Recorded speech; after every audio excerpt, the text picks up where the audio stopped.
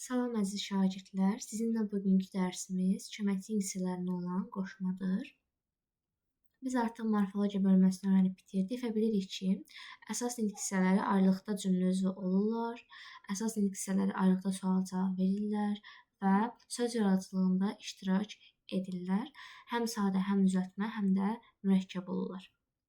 Yəni ki, köməkçi hissələrindən fərqləndirən xüsusiyyətlər bunlardır.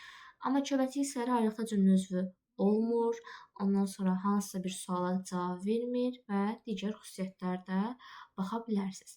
Bugünkü ilk dərsimiz köməkçi hissələrindən qoşmadır. Qoşma ismin adlıq, yerlik, yönlük və çıxışlıq hallarına qoşularaq müəyyən məna çalarları əmələ gətirir. Məsələn, deyirəm ki, gəlin yazaq. Evə tərəf, evə sarı, evə doğru. Baxın, ismin yönlük halındadır və hansı məna çaları əmələ gətirdi? İstiqamət. Və yaxud da desəm ki, sənin qədər və yaxud da sənin kimi, sənin və yaxud da haqda. Fikir verin, sənin qədər, yəni ki, sənin kimi bənzətmə var və digər növlər var, düz deyilmi? İsmin yerlik halına qoşuldu və müxtəlif məna çalarları əmələ gətirdi. Qoşmanın digər köməkçi hissələrindən fərqləndirən cəhət budur ki, qoşma özündən əvvəlki sözlə bərabər cümlə üzvü ola bilər. Məsələn, deyirəm ki, anar kimilər? Məsələn, heç nə bilmir. Heç nəyi bilmir. Məsələn, deyirəm ki, bilmir. Kim nəyi, heç nəyi, kim anar kimlər. Fikir verdinizsə, qoşmadır, düzdür. Əslində iştirak etməməlidir cümlə üzvü kimi. Amma qoşma qoşulduğu sözlə bərabər cümlənin üzvü ola bilər. Məsələn, burada mübtəda oldu, xəbər də ola bilər. Məsələn, deyirəm ki, bu dediklərim sənə aiddir. Sənə aiddir. Bu zaman xəbər olur. Tamamlıq da olur. Məsələn, deyirəm ki, səndən ötürü burnumun ucu göynəyir. Burnumun ucu göynəyir. Məsələn, səndən ötürü nə səbəbə göynəyir? Məsələn, burada zərflik oldu. Məsələn, sənin üçün darıxıram, kim üçün darıxıram? Bu zaman tamamlıq oldu, məsələn. Burada tamamlıqdır. Yəni ki, bu cür və ismin xüsusiyyətlərini daşıya bilər. Məsələn, sənin kimilərdən, yəni yazaq, uzaq durmaq istəyirəm. Kimilərdən. Fikir verirsiniz, kimi qoşmadır, bənzətmə qoşmasıdır. Lərcəm şəkilçidir, damdan da ismin şəkilçidir. Məsələn, və yaxud da sənin kimlərdəndir, xəbərli şəkilçisi qəbul edə bilir, hətta mənsubiyyət şəkilçisi də qəbul edə bilir. Bu cür. Hallara görə qoşulmağı da biz yəni ki, müxtəlif ismin hallarını artırıb yoxlaya bilərik. Və yaxud da burada görürük ki, məsafə, daha doğrusu istiqamət qoşmaları yönlük hala qoşulur. Və yaxud desəm ki, səndən sonra, səndən əvvəl, səndən qabaq, səndən bəri, səndən qeyri, səndən başqa savayı, bu kimi sözlər də çıxışlıq hala qoşulur. Yönlük hala dedim. Gəlin baxaq məsələn yerlik hala. Məsələn, sən haqda, sənin haqda. Görürsünüz, həm adlığa, həm yerliyə qoşulan qoşmalar var. Yəni, indi qoşmanın bu məna çalarları yaratmağına görə qruplaşmalarına baxaq. Birinci başlayır bənzətmə. Bənzətmə qoşmaları hansılardır? Qədər, kimi, tək, bir də cə. Məsələn, deyirəm ki, sənin qədər oxumamışam. Düz deyilmi? Bənzətmədir. Və yaxud da sənin kimi uşaq görməmişəm. Yenə bənzətmədir. Məsələn, sən tək, sənin tək hazırlaşmışam, sənin qədər, sənin kimi. Və yaxud da cə qoşması, uşaq cağlığın yoxdur, uşaq qədər deməkdir. Bunlar oldu nə? Bənzətmə. İndi gəlin keçək birgəli vasitəyə. İlə var, yəni ki, qısaltması lalə. Məsələn, sən çıxdın qarşıma duzla çörəklə. Duz ilə, duzla, çörəklə. Fikir verdinizsə, burada məşhur nümunədir, yadda saxlamalı üçün deyirəm. Qoşmadır. Və yaxud da deyirəm ki, dayımla getdim, anamla getdim. Kim ilə? Bu zaman da birgəlik vasitəsi bildirir. Bəzən də cədir. Məsələn, yol boyunca ağaclar əkmişdilər.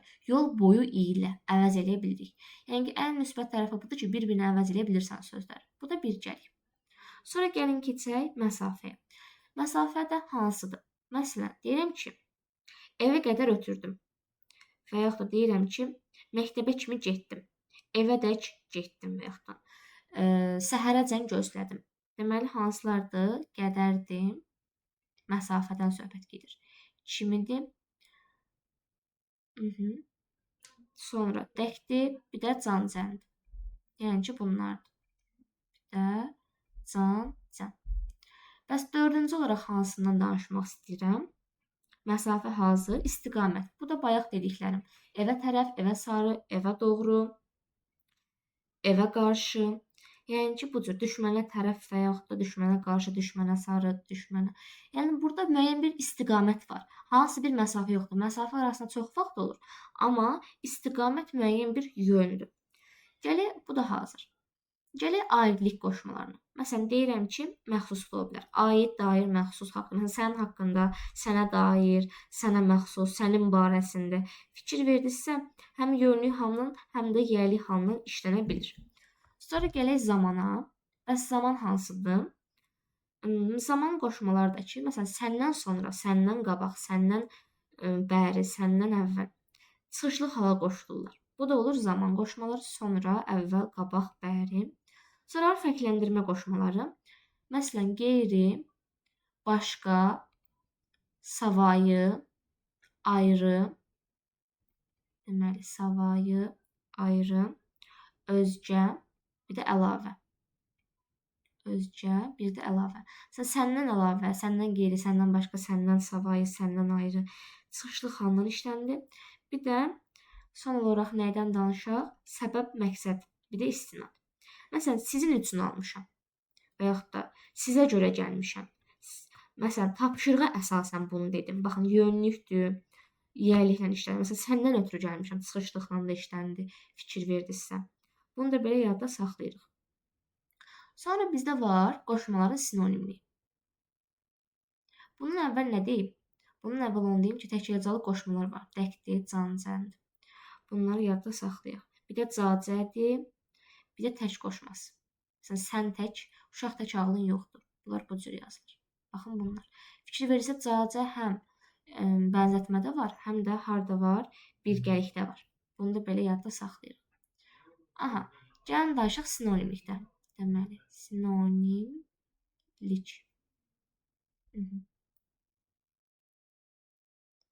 Deməli,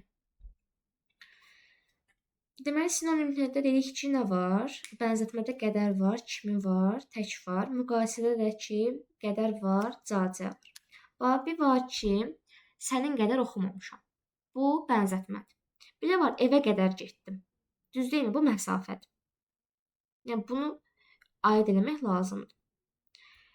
Ondan sonra nə deyək?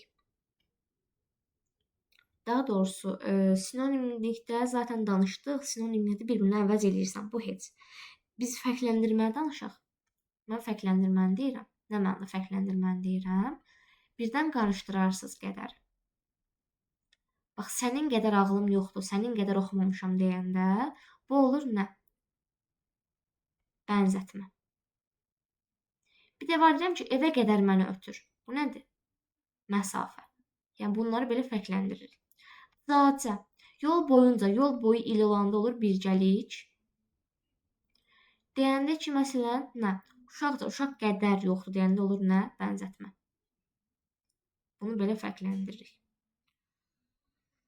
Aha, bu da belə. Bu qoşmaların özünün fərqləridir. Bəs qoşmaların digər nüqsələrini necə fərqləndirək? Kimi qoşması. Deyirəm ki, sənin kimi oxumuşam, sənin kimi düşünürəm və yaxud da. Bu qoşmadır. Amma deyirəm, kimi yazır, kimi də baxır. Bu zaman kimi nədir? Əvəzlikdir. Qədər. İsim kimi də işlənir. Məsələn, qədərimiz tale mənasında. Tək uşaq desəm sifət olur. Sənin tək oxumuşam deyəndə bu heç. Bu məlum qoşma olur. Amma desəm tək dayanmışdı. Feilin qarşısına gələndə nə olur? Tək dayandı. Dayandı. Bu zaman da olur zərf.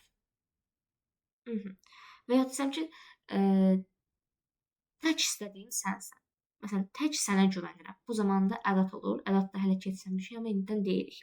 Qüvvətləndirəndə də ədət olur. Sonra ilə bilirsiniz ki, bağlayıcı da olur. İndi hələ keçsəmişik, amma yerində deyirəm. Əgər iləni və ilə əvəz edə biliriksə, bağlayıcı olur. Məsələn, anamla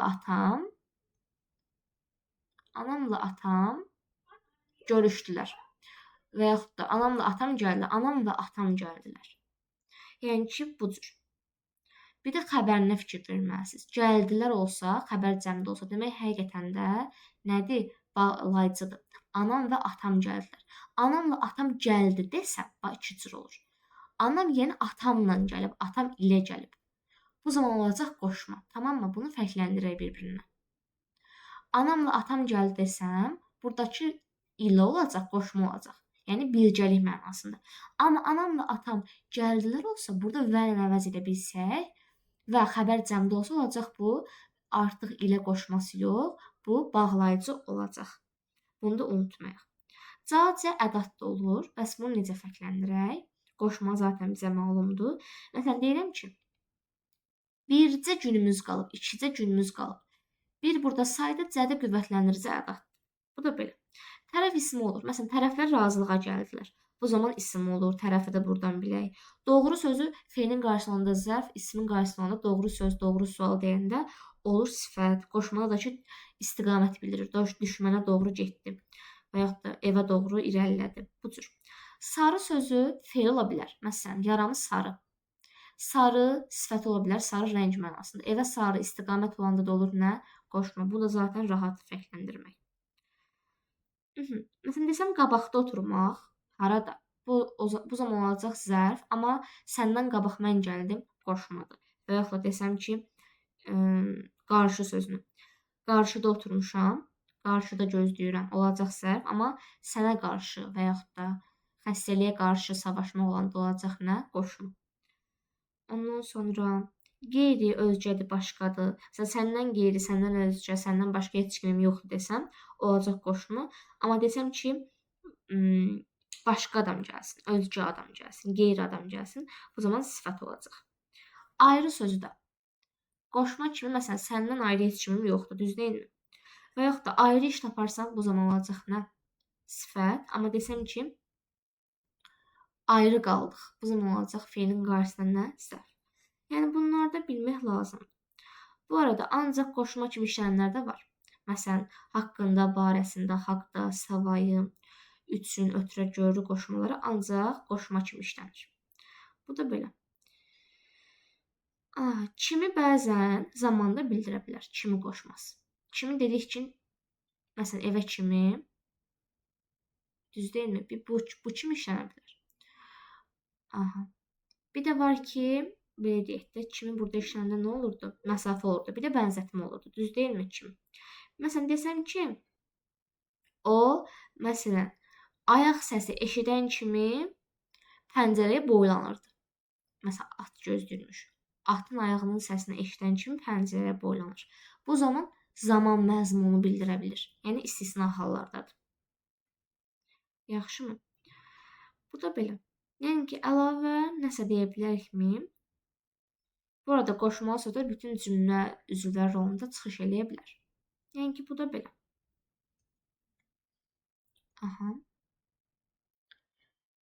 Biraz danışım üçün qoşması haqda. Üçün qoşması haqda nə deyəcəm?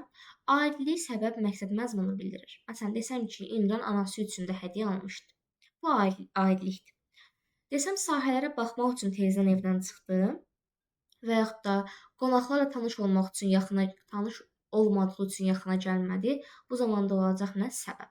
Yəni ki, iki dənə ayrı mənada işlənir bu. Bunu da yadda saxlayaq. Deməli, qədər qoşması da kəmiyyət məzmunu yarada bilər. Bu haqda nə deyək bəs? Məsələn, desəm ki, sən də onun qədər səy göstərməlisən. Bir də Sədir də İmran qədər düşünsə də bu mübarizəyə səbəb oldu. Yəni ki, bu zamanda nə olacaq? Qoşması kəmiyyət məzmununu da yaradır hətta. Bu sadəcə məzmundur. Yəni ki, əlavə məzmununu yarada bilər. Bu da bu qədər. Qoşmaların orfoqrafiyası haqqında danışdıq. Candı, dəkdi, cacədi, təkdi bunlar bitişik yazılır. İlə qoşması lalə şəklində ola bilər. O zaman da bitişik yazılacaq. Məndən bu qədər. Faydalı oldusa bəyənməyi unutmayın. Sağ olun, salamat qalın.